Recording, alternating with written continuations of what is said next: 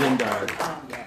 Yeah, I do think that this information is helpful to understand some of the structural consequences of historical programs that came to be post 9/11. Very suspicion. I also appreciate the Inspector General's report. I think that they work with a lot of integrity and clearly they do their job very thoroughly and very well. So that's all to say that all perspectives are important.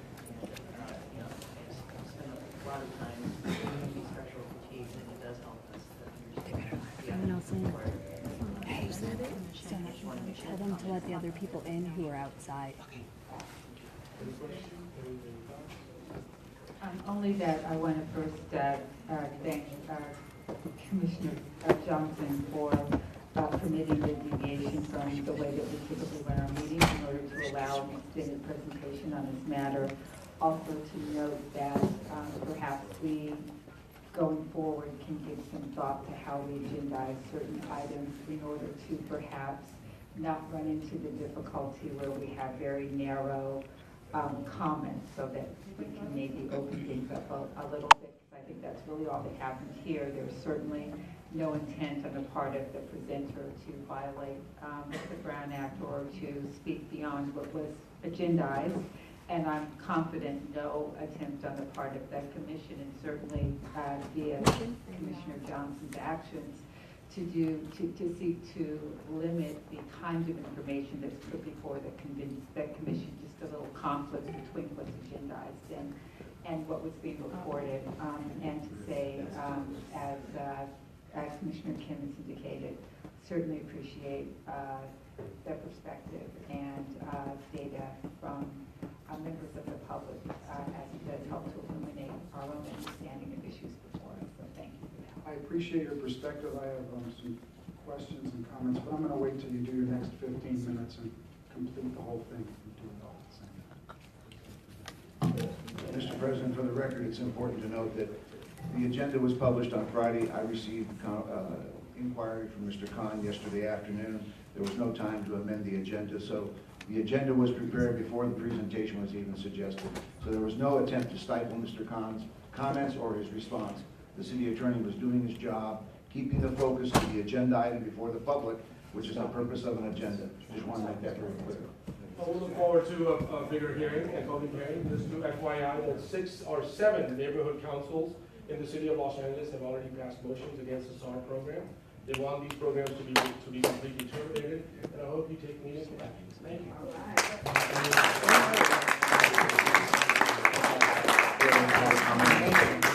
We have 21 cards. First 5, Prentice Jenkins. We're going to limit each comment to 1 minute each on 21. I apologize in advance. I have to, No, we don't consent. No, you're not. Prentice Jenkins, Jerry Dietrich, Audrey George. Prentice Jenkins, City Life Newsletter publisher, activist since 1991. Thank you, Hamid Khan. That was very profound and informative. It was also shocking, but believe it or not, that's how you start building bridges between the community and the police. You start with that right there. Bridges, They're violating the Brown are Act. not easy to build. People die falling off those bridges, building them, you know, and they're very difficult things to build. And based on what Mr. Hamid Khan said, I see an enormous bridge starting to be built. I'd like to also say that I'm not in favor of the SARS program, but I do understand that there's some people out there trying to kill us. And it's not until you win one of those bombings at the airport that you realize you're in favor of the SARS program.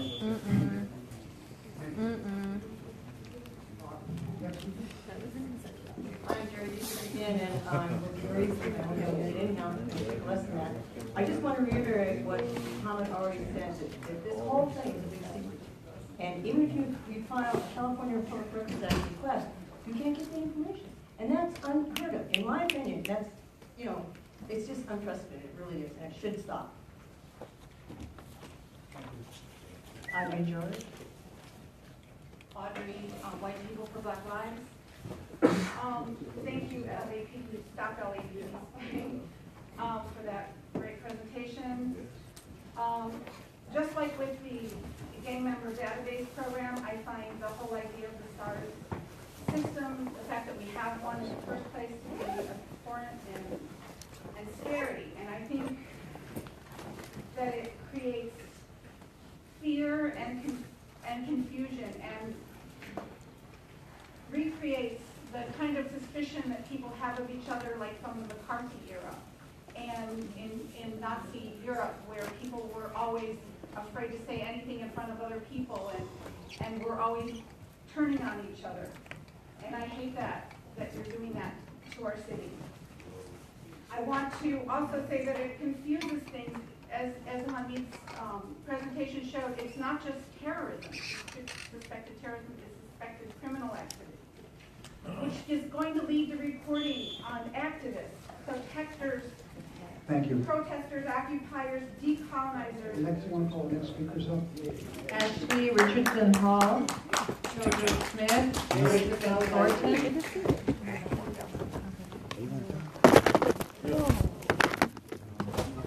Ashley Richardson Hall with the South Spine Coalition in LA CAN. I'm here against the Inspector General's report on SARS and against the SARS program altogether. The fact that you do not find any biased policing in the SARS collection and reporting is absurd. In the gender count... I'll give you your time back. Yeah, sure, we'll wait. Can you stop the time? You'll get your time back. You got it.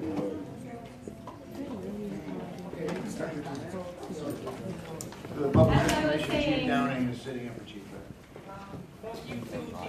As I was saying, we're collecting and reporting of SARS, and your findings is absurd. In the gender count, 50% of SARS were collected on black women. And what we saw earlier today with the behavior of Melina in sitting where she can sit, where seats are provided, we see the behaviors that you need to control, and we also see the bodies that you fear. Your attempt to control behaviors, bodies, and people highlight this commission and the LAPD's insecurity and threat of losing power.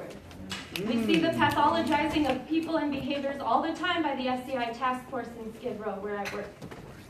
We see your behaviors, we understand your tactics, and we do not trust you, nor do we fear you. We know and fully understand this strategy of genocide, and we come here weekly to remind you of our power. We demand that you stop the suspicious activity reporting, and we need you out of our communities. You are racist, you are terrorists, and you are powerless against us, and we're not going to stop.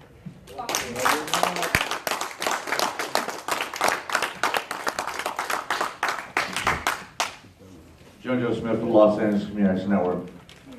This program is a failure. We talk about terrorists, but if you really look at the definition of terrorists, I'm surrounded by guns in a room that we do not have no guns. We are brought in here, we have to take and go through machines to see if we have guns. I'm afraid every day I come here. Last time I was here, my partner that is pregnant got hit by a police because she accidentally bumped, but she had her hands up. But she's a black woman, so they're feared of black people. We need to stop allowing LAPD to be terrorists. Stop giving LAPD money to be terrorists. The children are seeing what's going on. They see every day that they have to be afraid of walking down the street because this is a police force of terror.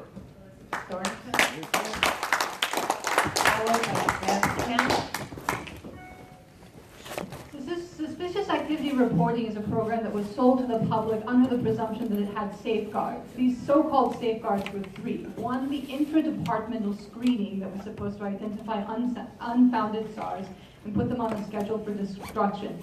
The reasonable indication standard, a standard that, while without definition in policy or in case law, was supposed to require additional evidence of criminal intent for people to report on photography. And finally, the potential nexus to terrorism standard, without which these SARs were supposed to not be put on blast federally through the information sharing environment. Another definitionless standard, but one that was supposed to mean something. But as this audit makes explicit, unfounded SARs have been kept in digital databases indefinitely, and they're still being forwarded to other entities for investigation. So your first safeguard is meaningless.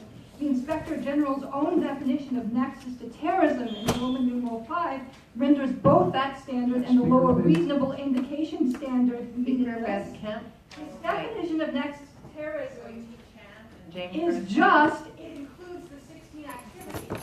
So we can see why people who have photographed have had their information through two joint terrorism task forces for investigation, as was disclosed in redacted SARs from 2012. Continue. Your audit I ask you to continue. except as an admission of how meaningless your As a member of the safeguards public are. who you serve. Continue. I'm sorry, I'm taking back some of the time you stole from That's me right. by disrupting Thomas' presentation.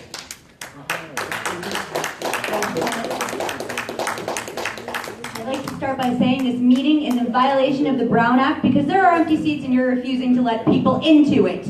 That is a violation of the Brown Act. Number two, while you're filling suspicious activity reports, why not go after this motherfucker with the camera over here who's interrupting the meeting and making people feel uncomfortable? Why does he need to film when you have a facial recognition camera sitting right here? That's what that is. I'm not stupid. I know my technology. That's a facial recognition camera, and it's going to, where else? The Fusion Center. Okay? This is a joke. This is an absolute joke.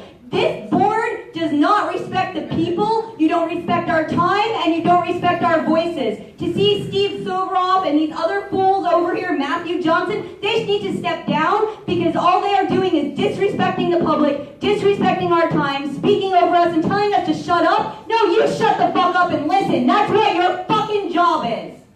I have a quick question. Are there members of the public who are... Let them in. Not to my knowledge, but I'll have Lieutenant Waters check. They sent them all away then? Okay, go ahead. My name is Jyoti Chand, and I'm a member of the LAPC Spine Coalition and also supported BLM encampment and the 54-day encampment to fire this school right here. When we're talking about the SARS program, we're not talking just about numbers. We're not just talking about data. We're talking about our lives. We're talking about a 14-year-old child murdered. We're talking about an 18-year-old child murdered. We're talking about moms crying. We're talking about trauma. We're talking about my black neighbor with an elder and a 21-year-old child going to his daughter's birthday party. That's what we're talking about. SARS was not adopted by LAPD in 2008. SARS is a policy of 1492. SARS is a policy of 1619. Yes. Where they've traced us, they've tracked us, they've controlled our body, they've controlled our movement, they've criminalized us, they've imprisoned us, and full of what you're about to do right now, to shut us up. That's what SARS is. This is about our lives. Shame on all of you. Shame on all of you to allow this. We're talking about stop. We're talking about a 14-year-old child. Yes, exactly. We're talking about people who are dead because of SARS. I didn't get a last warning. We're talking about kids in our neighborhood scared to walk home because they're being profiled, because they're suspicious. Next speaker, Jamie Garcia, followed by Angela James. No, he's a and racist Michael piece of Novak. shit. He ain't listening. Next speaker. So you can start the clock. You don't even care what they're saying. You just care about the person. You know, you should be really, you should be really ashamed of yourself.